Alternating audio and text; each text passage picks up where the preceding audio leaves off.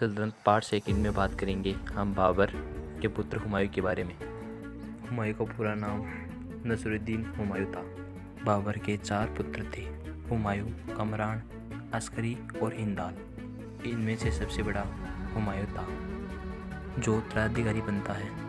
बाबर के बताए अनुसार हुमायूं ने अपने भाई कमरान को कांधार और काबुल दिया, अस्करी को संभाल दिया और हिंदल को अलवर और मेवाट दी। इसके बाद में हुमायूं ने एक नया शहर बसाया जिसका नाम दीन बना है। हुमायूं को जब ऐसा लगा कि बहादुर शाह जफर, जो उस समय गुजरात का शासक था, उसकी शक्ति बढ़ रही है, तब हुमायूं ने उस पर आक्रमण करने का निश्चय किया। तब हुमायूं ने वहां जाने पर पुनः विचार करके वापस लौट गए, क्योंकि फिर महमूद लोदी जो जौनपुर पर आक्रमण करने की नीति बना रहे थे। तब इसी कारण हुमायूं बहादुर का निश्चय किया और जौनपुर की ओर कूच कर दी। हुमायूं के कूच करने के बाद में जौनपुर की ओर बढ़ती हुई अफगान सेना और हुमायूं की सेना के मध्य दोहरिया नामक स्थान पर युद्ध हुआ। यह युद्ध 1532 ईस्वी में हुआ था। इस युद्ध में अफगानों की तरफ से महमूद लोदी सेना का नेतृत्व कर रहा था। देर तक संघर्ष होने के कारण इस युद्ध में बहुत ही क्षति पहुंची या हानि हुई, परंतु इस युद्ध में हुमायूं की जीत हुई और महमूद लोदी की हार हो गई। इस युद्ध के बाद हुमायूं ने चुनार के किले पर आक्रमण करने का निश्चय किया। उस समय उस किले पर अफगान सरदार शेरशाह सूरी शासन कर रहा था। हुमायूं के 4 महीने तक किले के चारों ओर घेराबंदी कर दी। बाद में शेरशाह सूरी ने हुमायूं की अधीनता स्वीकार कर ली और बाद में दोनों के मध्य संधि प्रस्ताव हो गया। इस संधि प्रस्ताव के बाद शेरशाह अपने पुत्र कुतुब खां को हुमायूं के साथ भेज देते हैं। उनका पुत्र कुतुब खां वहां से बची हुई थोड़ी सेना को लेकर हुमायूं के पास आ जाता है।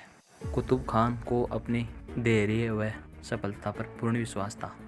शेर खान ने इस तरफ तो अपने पुत्र कुतुब खां को भेज दिया और अपने आप को राजा घोषित करके कुछ हिस्सों को अपने वश में करने लगा, और इधर कुतुब खान सेना की दावेदारी खुद ही संभालने लगे।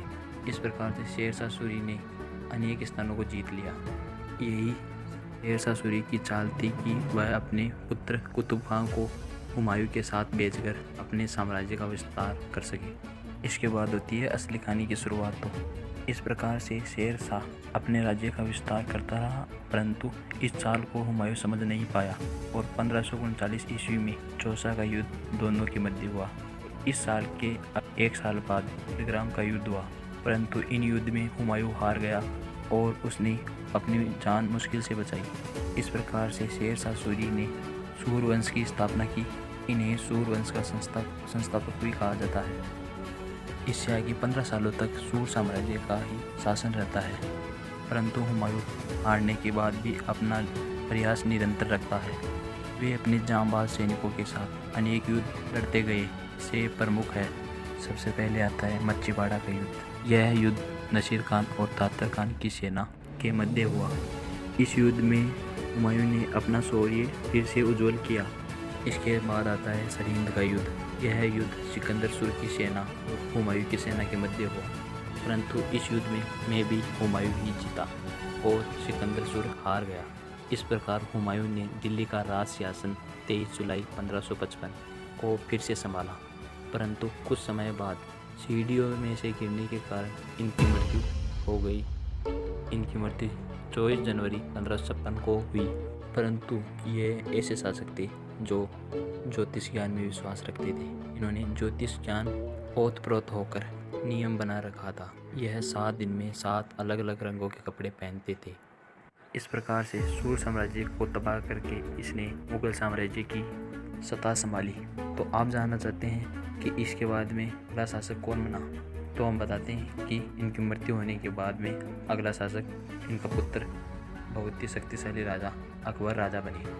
तो अगली वीडियो में बात करेंगे हम अकबर के बारे में, जो इनके पुत्र थे।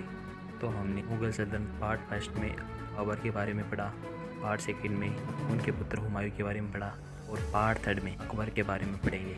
तो अगला वीडियो ज़रूर